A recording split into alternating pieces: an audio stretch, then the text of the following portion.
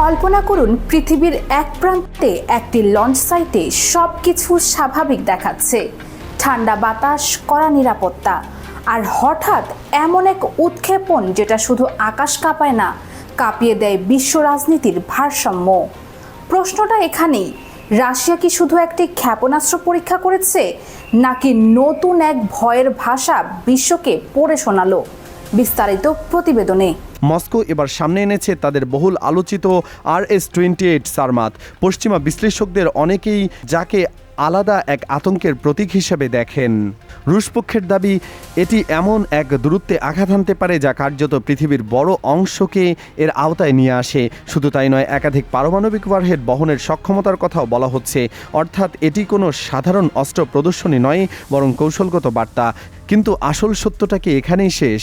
না, সবচেয়ে বড় উদ্বেগ তৈরি হয়েছে এর গতিপথ নিয়ে।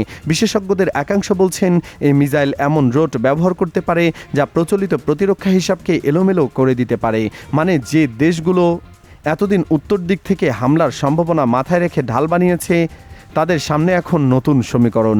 এই পরীক্ষার সময়টা খুব গুরুত্বপূর্ণ। যুক্তরাষ্ট্র আর রাশিয়ার মধ্যে যে অস্ত্র নিয়ন্ত্রণ কাঠামো একসময় ঠান্ডা যুদ্ধ পরবর্তী বিশ্বকে কিছুটা স্বস্তি দিয়েছিল, সেটি এখন কার্যত দুর্বল। ফলে উভয় পক্ষের ওপর আগের মতো রাজনৈতিক চাপ নেই। আর ঠিক এখানেই সারমাতের পরীক্ষা শুধু প্রযুক্তিগত ঘটনা থাকে না, পরিণত হয় শক্তির প্রকাশ্য ঘোষণায়। তবে অন্য দিকও আছে।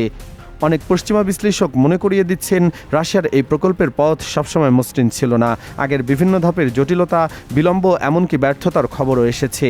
তাই প্রশ্ন থাকছে, এটা কি সম্পূর্ণ ক্ষমতার বাস্তব অস্ত্র, নাকি আংশিক সফল এক কৌশলগত প্রদর্শন?